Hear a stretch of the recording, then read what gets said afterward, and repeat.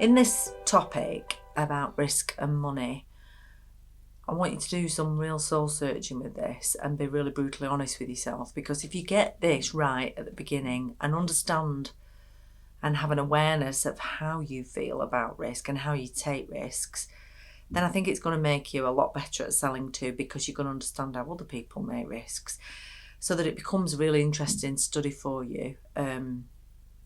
Because the more you're interested in finding out about how people take, and it's a massive part of the buying decision, is about people's risk profile. So let me explain a little bit for you how you should manage this in your sales and marketing planning. So if you are like me, you will have a very high risk taking profile, which means that I don't often think about consequences, that I'm very fast in my thinking, and that I want things to happen quickly, and I'm impatient. There's pros and cons to that approach. One is I actually get things done and get on with it. Two is not thinking through the consequences is not great really, because you then have to spend some time at the back end of the process unravelling that and sorting that out. So the perfect balance would be not too much and not too little. So a person at the opposite end of the scale to myself, and this might feel very much like you, is that need for control and to understand all the data and all the research and to go through that step by step and to think of all the contingencies and all the outcomes of it, and then to work that through from a financial point of view, an emotional point of view, physically things that you need in place, and practical. That can actually be brilliant because it reduces risk and it has you ready for any consequences that occur, and you will have a plan to get out of that. And it will also stop you taking certain decisions because you'll think that the risk is just too high. And again, as in the other approach, the other end of the scale, there is pros and cons to that. One is that you take the risk out of it, but the downside of it is that it takes you so long to actually do something, you can miss fantastic opportunities. So I think you've got to really consider if you're too far and risk averse from that side and terrible at making decisions and really go over and over and over information and consult a lot of people.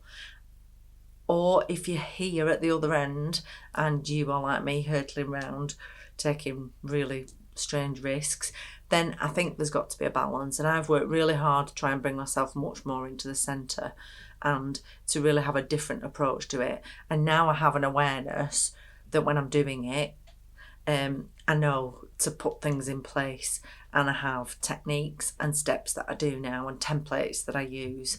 So I'd really urge you to, wherever you are, first of all, score yourself where you are on that scale, and then decide what you're going to do about it. Decide if it's right for you. I've worked with really successful clients where their risk taking is off the Richter scale, but then there's huge rewards from that. But then there is always huge consequences. You know, I've seen people lose their house over businesses, lose their marriages over it. So I think you've just got to get what's right for you, because if it feels right but it's just a little bit out of your comfort zone, then that's probably the right sort of balance. And again, I think in your marketing and your sales and your business planning, it's very much about an awareness of yourself. I used a really interesting analogy the other day with a client I was talking to on the phone. And I said to her, you can't see your own Achilles heel. You can't see your own challenges and weaknesses. It just feels so effortless and normal to you. So unless you're trying to get feedback from a coach or a business advisor, you know, or a best friend, it's still very subjective to you, and it feels very comfortable with where you're at. And if we're under stress, we always go back to what we feel comfortable. And I used an analogy with her about MasterChef, for anybody who uses it. And I said, if you look at the way that they edit it or how they come to the final of it, there are 3 types of cooks. There is one that is really messy but cooks fantastic food and is always on time. There is one that just does weird, wacky flavours and is so brave and takes so many risks. but then they run out of time, or it doesn't look right, or the taste is appalling.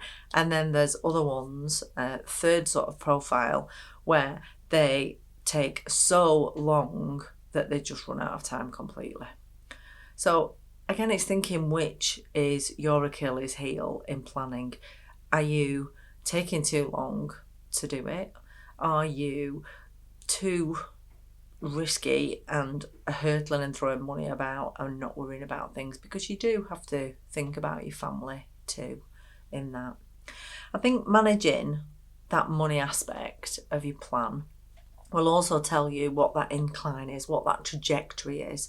So I would definitely do 3 scenarios. That always sort of keeps me grounded. So I do a bit like the 3 bears. There's too little, too big, and then there's just right, isn't there? So I do a very conservative, so if that was our graph, I do a very conservative incline on there. So the timeline's long, the incremental up bits on the sales are actually quite conservative.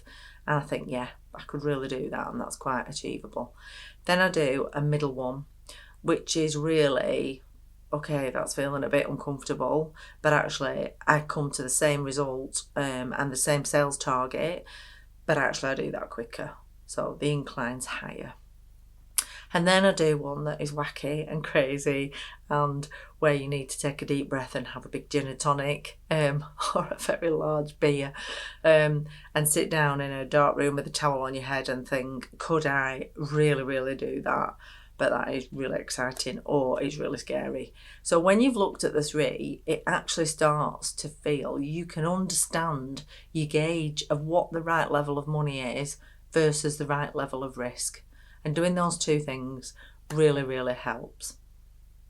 So I know at the end of this now, you're going to spend a bit of time, you're going to work through those numbers, you're going to look at the plan and the template that we've got, that you've downloaded, and I want you to put those 3 levels of sales target turnover in, and then I want you to look at the timelines, and then you'll really know your risk profile.